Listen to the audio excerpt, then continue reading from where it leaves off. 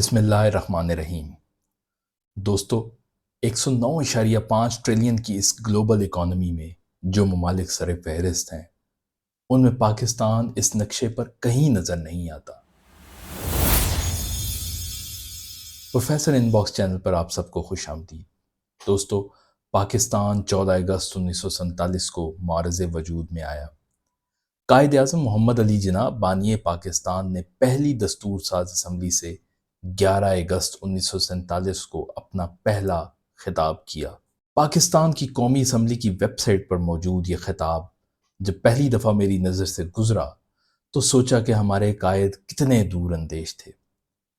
انہوں نے اس وقت ان مسائل کا ذکر کیا جس سے ہماری قوم آج بھی چھٹکارا نہ پا سکی، اور کاش ہم نے قائد کی باتوں پر عمل کیا ہوتا تو آج ہم ترقی یافتہ ممالک کی صفوں میں کھڑے ہوتے اور 109.5 ٹریلین کی اس گلوبل اکانومی کے میپ میں اپنا ملک ڈھونڈنے کے لیے ہمیں بار بار زوم نہ کرنا پڑ رہا ہوتا۔ میں آپ کی توجہ دلانا چاہوں گا اس تقریر کی طرف جو قائد اعظم محمد علی جناح نے پہلی دستور ساز اسمبلی سے کی۔ اس تقریر پر مبنی یہ ویڈیو ضرور دیکھیے گا، ہو سکتا ہے آپ کے بھی وہی خیالات ہوں جو میرے ہیں۔ اناؤنس کیا گیا، جناب صدر قائد اعظم محمد علی جناح۔ قائد اعظم محمد علی جناح کا خطاب شروع ہوتا ہے۔ خواتین و حضرات، میں آپ کا تہہ دل سے شکریہ ادا کرتا ہوں، انتہائی خلوص کے ساتھ، کہ آپ نے مجھے جس اعزاز سے نوازا ہے یہ سب سے بڑا اعزاز ہے جو یہ خود مختار اسمبلی دے سکتی ہے، اور وہ یہ ہے کہ آپ نے مجھے اپنا پہلا صدر منتخب کیا ہے۔ میں ان قائدین کا بھی شکریہ ادا کرتا ہوں جنہوں نے میری خدمات کو سراہتے ہوئے میرے حوالے سے اپنے خیالات کا اظہار کیا ہے۔ مجھے پوری امید ہے کہ آپ کی حمایت اور آپ کے تعاون سے ہم اس دستور ساز اسمبلی کو دنیا کے لیے ایک مثال بنائیں گے۔ دستور ساز اسمبلی کو دو اہم کام انجام دینے ہیں۔ پہلا، پاکستان کے مستقبل کے آئین کی تشکیل کا مشکل اور ذمہ داری سے کرنے والا کام ہے، اور دوسرا، پاکستان کی وفاقی مقننہ کا ایک بھرپور اور مکمل خود مختار ادارے کے طور پر کام کرنا ہے۔ ہمیں پاکستان کی وفاقی مقننہ کے لیے ایک عارضی آئین کو اپنانے کے لیے ہر ممکن کوشش کرنا ہے۔ آپ واقعی جانتے ہیں کہ نہ صرف ہم خود حیران ہیں بلکہ میرے خیال میں پوری دنیا اس بے مثال انقلاب پر حیران ہے جس نے اس بر صغیر میں دو آزاد خود مختار ریاستوں کے قیام کا منصوبہ بنایا ہے۔ جیسا کہ یہ بے مثال رہا ہے، دنیا کی تاریخ میں اس کی کوئی مثال نہیں ملتی۔ ہر قسم کے افراد پر مشتمل اس طاقتور ملک کو ایک ایسے منصوبے کے تحت لایا گیا ہے جو بہت بڑا، نہ سمجھ آنے والا اور بے مثال ہے۔ اور اس کے حوالے سے جو بات بہت اہم ہے وہ یہ ہے کہ ہم نے اسے پرامن طریقے سے اور بہترین ممکنہ کردار کے انقلاب کے ذریعے حاصل کیا ہے۔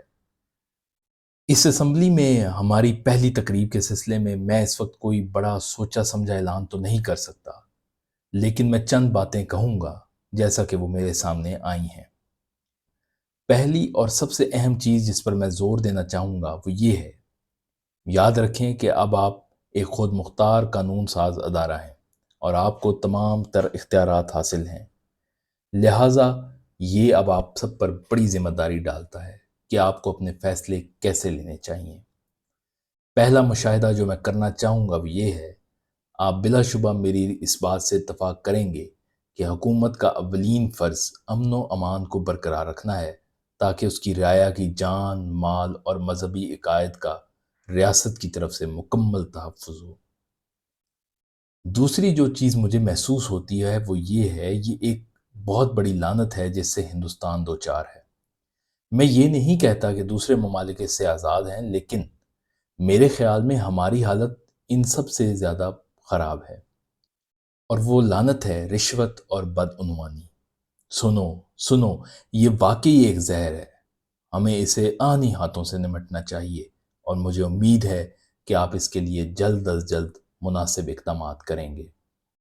بلیک مارکیٹنگ ایک اور لعنت ہے۔ ٹھیک ہے، میں جانتا ہوں کہ چور بازاری کرنے والوں کو اکثر پکڑا جاتا ہے اور سزا دی جاتی ہے۔ ہمارے عدالتی تصورات کے مطابق سزائیں دی جاتی ہیں اور بعض اوقات صرف جرمانے عائد کیے جاتے ہیں۔ لیکن اب آپ کو اس مصیبت سے نمٹنا ہوگا جو آج معاشرے کے خلاف ایک بہت بڑا جرم ہے۔ کیوں؟ کیونکہ ہمیں مسلسل خوراک یا زندگی کی ضروری اشیاء کی قلت کا سامنا ہے۔ ایک شہری جو بلیک مارکیٹنگ کرتا ہے، میرے خیال میں سب سے بڑے اور سنگین جرائم سے بھی بڑا جرم کرتا ہے۔ یہ بلیک مارکیٹنگ کرنے والے واقعی ہی ان چیزوں کو سمجھتے ہیں اور عام طور پر ذہین لوگ ہوتے ہیں، کیونکہ جب وہ بلیک مارکیٹنگ میں ملوث ہوتے ہیں تو میرے خیال میں انہیں سخت سزا ملنی چاہیے، کیونکہ یہ اشیاء خورد و نوش اور اشیاء ضروریہ کے کنٹرول اور ریگولیشن کے پورے نظام کو تباہ کر دیتے ہیں۔ اچھی اور بری بہت سی دوسری چیزوں کے ساتھ ساتھ یہ بڑی برائی بھی آ گئی ہے، یعنی اقربا پروری اور بددیانتی۔ اس برائی کو بے دریغ کچلنا چاہیے۔ میں یہ بات بالکل واضح کر دینا چاہتا ہوں کہ میں کسی بھی قسم کی نوکری، اقربا پروری یا براہ راست یا بلا واسطہ کسی اثر و رسوخ کو برداشت نہیں کروں گا۔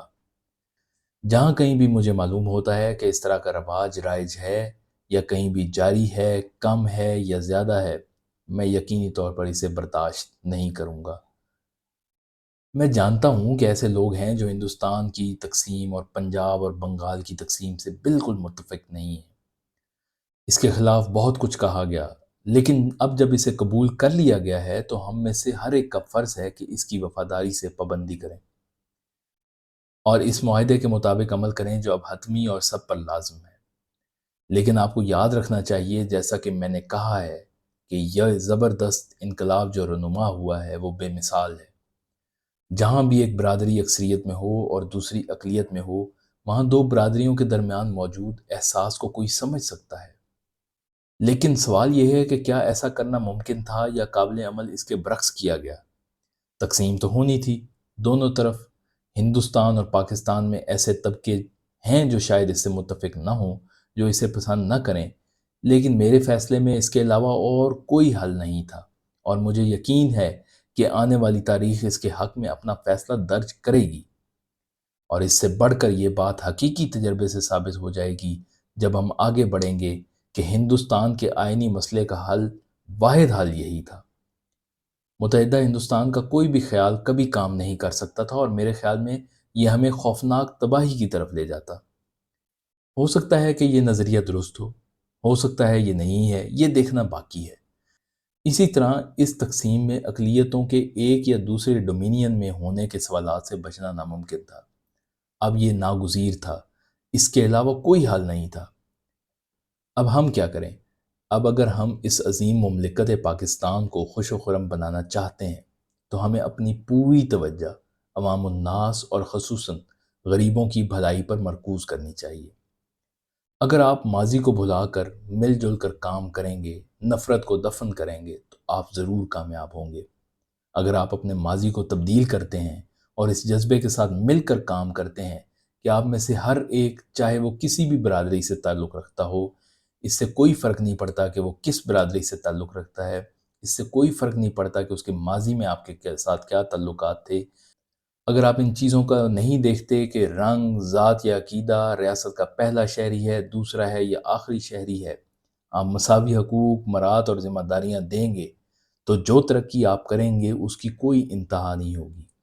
میں اس پر زیادہ زور نہیں دے سکتا، لیکن ہمیں اسی جذبے کے ساتھ کام کرنا شروع کر دینا چاہیے، اور وقت کے ساتھ ساتھ اکثریتی اور اقلیتی برادریوں، یعنی ہندو برادری اور مسلم کمیونٹی کی ان تمام تر عصبیتوں کو دور کر دینا چاہیے، کیونکہ مسلمانوں کے حوالے سے بھی آپ میں پٹھان، پنجابی، شیعہ، سنی وغیرہ موجود ہیں۔ جو ہندو آپ کے پاس برہمن، وشنو، کھتری، بنگالی، مدراسی وغیرہ ہیں، وہ ختم ہو جائیں گے۔ در حقیقت اگر آپ مجھ سے پوچھیں تو میں یہ کہوں گا کہ ہندوستان کی آزادی کے حصول میں یہ سب سے بڑی رکاوٹ رہی ہے۔ اگر یہ نہ ہوتی تو ہم بہت پہلے آزاد قوم بن چکے ہوتے۔ کوئی طاقت دوسری قوم اور خاص طور پر 400 ملین جانوں کو قوم کے تابع نہیں رکھ سکتی۔ کوئی بھی طاقت آپ کو فتح نہیں کر سکتی تھی، اور اگر ایسا ہو بھی جاتا تو کوئی بھی طاقت آپ پر طویل عرصے تک اپنی گرفت جاری نہیں رکھ سکتی تھی۔ اس لیے ہمیں اس سے سبق سیکھنا چاہیے۔ آپ آزاد ہیں، آپ اپنے مندروں میں جانے کے لیے آزاد ہیں، آپ اس ریاست پاکستان میں اپنی مساجد یا کسی دوسری عبادت گاہ میں جانے کے لیے آزاد ہیں، آپ کا تعلق کسی بھی مذہب یا ذات یا عقیدے سے ہو، اس کا ریاست کے کاروبار سے کوئی تعلق نہیں ہے۔ سنو، تاریخ بتاتی ہے کہ کچھ عرصہ پہلے انگلستان کے حالات آج کے ہندوستان کے حالات سے کہیں زیادہ خراب تھے۔ رومن کیتھولک اور پروٹیسٹنٹ ایک دوسرے کو ستاتے تھے۔ اب بھی کچھ ریاستیں ایسی ہیں جہاں ایک خاص طبقے کے خلاف امتیازی سلوک کیا جاتا ہے اور پابندیاں عائد کی جاتی ہیں۔ خدا کا شکر ہے کہ ہم ان دنوں میں شروع نہیں کر رہے ہیں۔ ہم ان دنوں کی شروعات کر رہے ہیں جب کوئی تفریق نہیں ہے، ایک برادری اور دوسرے کے درمیان کوئی امتیاز نہیں ہے، ایک ذات یا مسلک اور دوسرے کے درمیان کوئی تفریق نہیں ہے۔ ہم اس بنیادی اصول کے ساتھ شروعات کر رہے ہیں کہ ہم سب ایک ریاست کے شہری اور مساوی شہری ہیں۔ انگلستان کے لوگوں کو وقت گزرنے کے ساتھ ساتھ حالات کی حقیقتوں کا سامنا کرنا پڑا اور انہیں اپنے ملک کی حکومت کی طرف سے ان پر ڈالی گئی ذمہ داریوں اور بوجھوں کو ادا کرنا پڑا، اور وہ قدم بقدم اس آگ سے گزرے۔ آج آپ انصاف کے ساتھ کہہ سکتے ہیں کہ رومن کیتھولک اور پروٹیسٹنٹ کا کوئی وجود نہیں ہے۔ اب جو کچھ موجود ہے وہ یہ ہے کہ ہر آدمی برطانیہ کا شہری اور وہ سب اس قوم کے رکن ہیں۔ اب میں سمجھتا ہوں کہ ہمیں اسے اپنے آئیڈیل کے طور پر اپنے سامنے رکھنا چاہیے، اور آپ دیکھیں گے کہ وقت گزرنے کے ساتھ ساتھ ہندو ہندو رہنا چھوڑ دیں گے اور مسلمان مسلمان نہیں رہ جائیں گے۔ مذہبی لحاظ سے نہیں، کیونکہ یہ ذاتی عقیدہ ہے ہر فرد کا، لیکن سیاسی معنوں میں ریاست کے شہری کے طور پر رہیں گے۔ ٹھیک ہے حضرات، میں آپ سے مزید وقت نکالنا نہیں چاہتا، اور جو آپ نے میری حوصلہ افزائی کی ہے، میں پھر ایک بار آپ کا شکریہ ادا کرنا چاہوں گا۔ میں ہمیشہ انصاف کے اصولوں سے رہنمائی کرتا رہوں گا۔ میرا رہنما اصول انصاف اور مکمل غیر جانبداری ہوگا، اور مجھے یقین ہے کہ میں آپ کے تعاون سے پاکستان کو دنیا کی عظیم ترین قوموں میں سے ایک بنانے کی امید کر سکتا ہوں۔